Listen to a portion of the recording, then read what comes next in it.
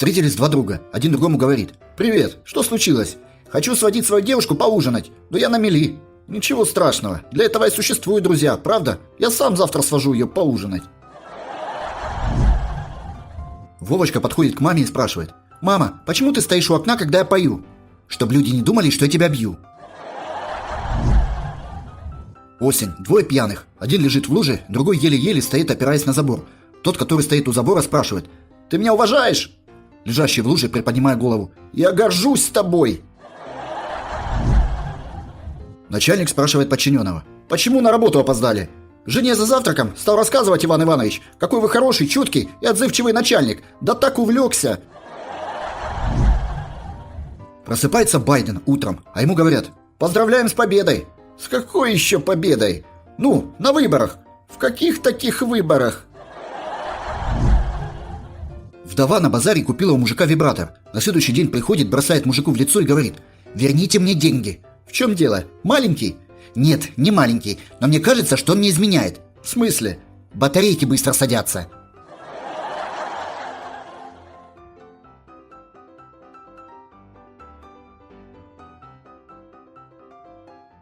Alright, everyone's presentations are done. Nick, the manager, said as he tried to move the discussion forward. Excuse me, I haven't. I recently found out something. Nick interrupted me and began to speak. There's apparently someone in this department who didn't graduate high school and is just a part-timer. Meetings should be for employees only. Absolutely right. His lackey, Mike, of course, agreed with Nick. I'm leaving. After leaving the meeting room, I started to shut down my computer. I noticed that an email had arrived, not in my personal inbox, but in the company's shared email. Thinking, there's no point in speaking up, no one will listen, I went home quietly. The next day, I heard a commotion from Nick's desk. He was staring at his computer screen, his face pale. Nick? Is something wrong? Mike looked at the screen with him. And he turned even paler than Nick. Why is he so angry? Knowing the reason for Mike's distress, I thought to myself, serves them right. My name is Adam. My mother passed away when I was in the 9th grade, and I was raised by my father. Well, you could hardly call it being raised. After my mother passed, my father changed. He drowned his sorrows in alcohol, and though he still went to work, he squandered our living expenses on horse racing. Because of that, I had to start working part-time as soon as I entered high school. Every month, I went to the convenience store with bills in hand that couldn't be auto-deducted from my father's account. Even though I endured it because I didn't want to be alone, I reached my limit in my second year of high school and dropped out. I found a live-in job at a distant inn. Thank you for everything. The day I left home, my father, still staring at the TV, spoke. Take care. That was our last conversation. Back then, 18 wasn't the age of majority, so I needed my father's permission to work, and I couldn't hide my place of employment. Yet, my father never visited me even once. I kept working just to survive, and before I knew it, I was 42. Years of hard work paid off, and I was transferred to the headquarters. I was thrilled to be recognized by the company, as I thought I'd be working in the field until retirement due to my lack of formal education. Listen up. Our work can change the future of our employees. Don't drag us down. On my first day after the transfer, Nick, dressed in an expensive suit, spoke sternly. There was a reason for this. Our inn was located in a prominent tourist destination, known so well that everyone in the state could sing its commercial jingle. At its peak, we had 5 locations within the state. But that was long ago. Due to financial difficulties and aging facilities, only the place where I had worked for many years and the original establishment remained. I was prepared to lose my job anytime, but now there was a glimmer of hope. With the rise of social media, the tourist area where the inn was located started gaining attention again. Depending on how hard the sales department, where I was transferred, worked, we could either thrive or be forced to give up this prime location to the new hotel chains continuously popping up. For Nick, who had switched careers from another industry to strengthen our sales, this was a battle he couldn't afford to lose. I understood why he had to be strict. I will do my best. Nick sneered at my enthusiastic declaration. Did you not hear what I said? I'm sorry. I thought I was listening carefully. Out of habit from years of customer service, I apologized reflexively, though I had no idea what had offended him. Someone was watching me with a smirk. In this department, there are those who are expected to excel and those who have been shoved here because they have nowhere else to go. You are the latter. It was Mike, the section chief. He's 7 years younger, at 35. But he was called to headquarters much earlier than I was and had been moving around within the headquarters ever since. I'm not jealous, but I can't accept that he's my boss. Graduating from a prestigious university, he has an unusually high pride and caused many problems as a newbie, making things very difficult for me when I was the front desk leader. When I found out Mike was transferred to the sales department a month before me, I was disheartened. Mike is right. With just a middle school diploma, there's not much you can do. Don't even think about achieving results. As if I didn't exist, Nick remarked, "I'm thirsty." Mike eagerly ran to the coffee maker. It seems Mike is Nick's lackey. I regretted being happy about my transfer to headquarters, wishing I had stayed on site forever. Send a direct mail to every company on this list by the end of the day. Nick only assigned me tasks that even a new graduate could handle. What? There are over 1,000 companies. You want me to send to all of them by today? Yes, if you and your fellow misfits split the work, even those with nowhere else to go should finish by today. I glanced at the employees typing away expressionlessly. They were worn out from customer service, only thinking about leaving on time, or were women reassigned after having children, with zero motivation for work. Even Sam, a new graduate from the same university as Mike, who was supposed to be among the expected achievers, had no enthusiasm for the job, having joined the company wanting to do customer service. I don't care what they say, I plan to quit anytime, he said. Only Nick and Mike were highly motivated, making all the decisions between the two of them. I originally only wanted to work at the inn to survive and had no particular attachment to this job. I swallowed my words, thinking I had no right to reprimand them. About a month after the transfer, Nick told us with a frustrated look. To commemorate the 50th anniversary, we've decided to create a plan exclusive for one group per day. Originally, Mike and I were supposed to come up with it, but our president, Mr. Thompson, insists on hearing everyone's opinions. So, you all get a chance. As Nick explained, Mike began handing out prints. Make sure not to embarrass Nick. If your ideas are half-baked, you'll have to redo them.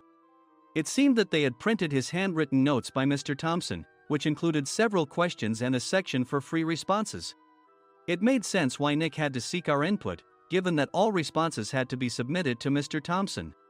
We were given a week to think about it, and a meeting was scheduled to compile our ideas. My plan is to let guests enjoy both the old and modern America. Nick began the presentations. Guests would watch a master confectioner at a nearby traditional sweet shop make sweets in front of them. The welcome drink would be premium tea in a bottle. Nick's plan was certainly attractive.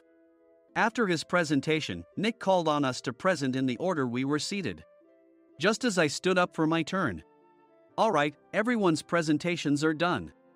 Excuse me, I haven't. I recently found out something. Nick interrupted me. There's someone in this department who didn't graduate high school and is just a part-timer. He was likely talking about me. I joined the company as a part-timer and was made a full-time employee when I turned 20. That was 20 years ago, so Nick and Mike probably had no chance to know until recently. Meetings should be for employees only. Absolutely right. After that, Nick kept creating opportunities to solicit everyone's opinions, purposefully excluding me from speaking. The meeting unexpectedly heated up and went past the scheduled end time. A few people asked to leave, and the discussion continued with the remaining few. Still here? Normally, you'd leave in that situation. Though I had no attachment to the job initially, hearing kind words from customers made me want to make them happier. For someone like me, with nowhere to go, the inn was my home and customer service was my life. I felt pathetic about my current self. I'm leaving. I left the conference room and started shutting down my computer. I noticed an email had arrived, not in my personal inbox, but in the company's shared email. Thinking no one would listen to what I had to say anyway, I quietly went home. The next day, while preparing the DM as instructed, I heard a commotion from Nick's desk. In his haste to stand up, he hit his knee on the desk. He stared at his computer screen, his face pale. "Nick! What's wrong?" Mike, thinking he should be the first to rush over, approached Nick while still wearing his coat. He peered at the screen with Nick. And he turned even paler than Nick. Why is he so angry? Who is responsible for this company? Nick, more irritated than ever, asked, and Mike answered without checking. Probably Sam. Sam wasn't there because he was attending a morning training session for new hires. Nick gave up on getting angry and returned his gaze to the screen. They were looking at an email that arrived right after the end of the working day yesterday. Apparently, no one, including me, had checked it before leaving. The email was from a large company that used us for their annual employee trips. The president and executives of that company also frequently used our services personally. President of the company, Mr. Mason himself, had declared that neither he nor his company would ever use our services again. Well, some companies cancel their employee trips or stop using our services due to financial struggles. Let's just move on. Mike kept wiping the sweat from his forehead with a handkerchief. Knowing why Mike was so agitated, I quietly watched their interaction. Do you know how much revenue we get from that company? We can find other guests to fill the rooms, but we'll lose the banquet costs, gift shop revenue, rental car fees, and more. Moreover, the gifts were supposed to be prepared by the traditional confectionery shop involved in Nick's proposed plan. If it's known that we incurred such a huge loss at this critical time, Nick's position in the company would be jeopardized. Nick took a deep breath, seemingly trying to calm himself. All right, Mike. Go to New York right now and apologize to Mr. Mason. What? You're coming with me, right? I have urgent work to do. I trust you, which is why I'm entrusting this to you. Please. Mike, believing Nick's sincerity, agreed with a determined look on his face, saying, yes. That's Nick for you. Even if Mike went to apologize, Nick would shift all the blame onto him if the client didn't change their mind. Well, it was Mike's fault to begin with, so it served him right. About 3 hours later, Sam answered a call from somewhere and repeatedly apologized, saying, I'm very sorry. Everyone watched to see what was happening. After ending the call, he informed Nick with a weary tone. When Mike arrived at the client's company, he only made things worse, further infuriating Mr. Mason. He was demanding, get his boss here immediately. It was no wonder Sam was exhausted, dealing with such a call right after returning from training. What is that idiot doing? All right, Adam, you're coming with me. If sacrificing Mike didn't work, then I must be next. Normally, I'd want to refuse at all costs, but I saw an opportunity in this situation. If I can be of assistance, I'd be happy to join you. I immediately followed Nick, and we flew to New York. When we introduced ourselves at the reception, it became clear how serious the situation was, as the receptionist personally escorted us to the president's office. Angry voices leaked through the door, making both Nick and me uneasy. Excuse me. I'm Nick, the supervisor. I understand my subordinate has caused you trouble, and I deeply apologize. Nick, with his experience in the corporate world, knew enough to offer an apology before excuses. However, his customer service skills left much to be desired. I sighed as I saw Mike trembling like a small dog in the corner of the room. What kind of training are you giving your subordinates? Mr. Mason glared at Nick with a red face. The intensity of his gaze made even Nick take a step back. Regrettably, I joined this company only 2 years ago and was unaware of Mike's issues. I should have identified his shortcomings sooner. Indeed. I should have realized sooner. No sensible person would come to apologize and then give a lengthy presentation on the drawbacks of not using their in. Nick froze, his mouth slightly open. Suspecting the worst, I picked up the documents that had fallen to the floor. It seemed Mike hastily prepared these documents on the plane, listing the disadvantages. Disadvantage 1, if you change the venue for the company trip, employees might suspect it's for cost-cutting reasons, leading to a negative impression. Reading it aloud half-jokingly, Nick snatched the papers from my hand and checked the contents with a furious expression. Among the stack of documents was a receipt from a nearby convenience store's copy machine. I felt a pang of dread, hoping he hadn't shown the receipt as well. What do you think he said when I asked what kind of nerve he had to do this? I'm very sorry. Faced with the dire situation, Nick must have thought there was nothing left to do but apologize. In a voice smaller than I'd ever heard from him, he uttered words of apology. He said, "I'm a Harvard graduate. I don't believe I said anything wrong." Mike! What have you done? Forgetting his plan to pin the blame on Mike, Nick yelled loudly, even in front of Mr. Mason. "I didn't do anything wrong." "You're still saying that? Look at him." Mike pointed at me with a shaking hand. "I was assigned to headquarters in my 20s and now I'm a section chief. This guy only made it to headquarters at 42. Everything I've done proves I was right. So why are we losing the contract?" Having said his piece, Mike collapsed to the floor. "Of course. You were sent there because you had nowhere else to go."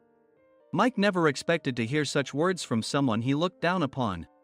He lunged at me, and Nick hurriedly stepped in to stop him.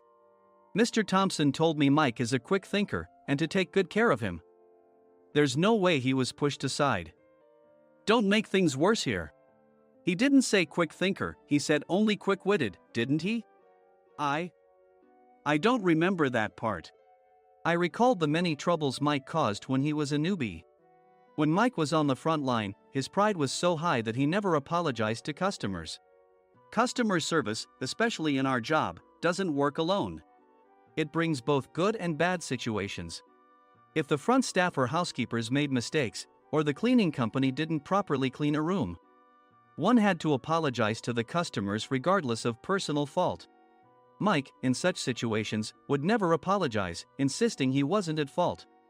This often angered customers, and as the front desk leader, I frequently had to apologize on his behalf. He caused complaints and disrupted operations, which is why he was quickly moved to headquarters. In departments where he didn't interact directly with customers, his quick thinking was beneficial and things went well. But it seemed his flaws were starting to show. Corporate reservations are supposed to be entered into the system by the sales representative. But a quick check yesterday revealed that more than 10 items were missing from the client's reservation. The handover document clearly stated what needed to be prepared. Why didn't you enter it into the system? Why do we have to give them special treatment? Filling rooms near the banquet hall, setting up all the food in advance. Specifying the brand of wine, they're too demanding. No wonder he always angered customers, I thought, feeling a headache coming on. Grouping them in rooms near the banquet hall is for our benefit too. It makes it easier for the staff to set up beds and serve breakfast since everyone's schedule is synchronized. As for the other requests, Mr. Mason suggested them to lighten our load. I didn't know that. Nick finally seemed to realize that Mike was the one who had angered the client. What did you say to them? I just told them we wouldn't give them special treatment anymore. We shouldn't waste effort on things that don't bring in money. I was utterly exasperated at his lack of understanding of customer service. Of course, we shouldn't comply with unreasonable demands. But carrying over successful practices from past stays makes customers feel remembered and enhances their experience. Good memories encourage repeat visits. That's part of our job. I looked down at Mike, who was sitting on the floor. In our job, nothing is a waste. Mr. Thompson likely moved you to the sales department, hoping you'd finally understand this. How do you think he feels now that you've failed to meet his expectations? Mike, tears in his eyes, fled the president's office. I was amazed he still hadn't apologized. You have it tough, Adam. It's okay, we're all employees of the same company. I deeply apologize for this disrespectful incident. Especially after all the care you've shown us. If it weren't for you, Adam, I really would have stopped staying here. When I heard you were moving to the sales department, I was willing to reconsider if you handled it. Seeing us talk so amicably, Nick's face contorted.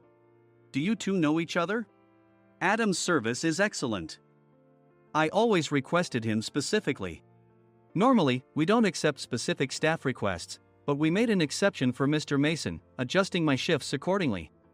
He had personally stayed at our hotel just before my transfer, and during casual conversation, I mentioned, I'm moving to the sales department soon. If I hadn't told him then, things could have been much worse. Please continue to take care of us. I look forward to it. On the return flight, Nick awkwardly offered me a can of beer. It's still working hours. Of course, I had no intention of forgiving him for a single beer. Nick might try to pin everything on Mike and avoid any consequences. While pondering this, a startling fact came to light. Nick, the tea bottles for the plan have arrived. I handed Nick a bottle labeled with our inn's name. They look good. What are you talking about? These are plastic bottles. I had assumed we would use the trendy, high-end bottling tea. But what arrived were ordinary plastic bottles of tea with customized labels. The only unique aspect was the label, which had the inn's name, making it look customized. Upon further investigation, I discovered that a substantial amount of money was set to be paid to the tea company. It was priced like bottling tea. Does this plastic bottle really cost $100 each? The tea inside is specially blended for us. The extra cost is for that. Wouldn't it be better to use another tea company? Or is there a specific reason we must use this one? As Nick continued to make excuses, I showed him a printed email. I informed the tea company's president, Mr. Mitchell, that we discovered irregular payments and he confessed. He said you two were high school classmates and planned to split the extra money. That idiot. Why did he confess? That's not important. You should worry about yourself, this could turn into a police matter. Opening the bottle cap, I suggested. How about calming down with this tea? It supposedly has a relaxing effect. Nick drank the tea frantically. In the following days, decisions were made about their fates. Mike was reassigned to the General Affairs Department, with no chance of transfer or promotion, as per Mr. Thompson's orders.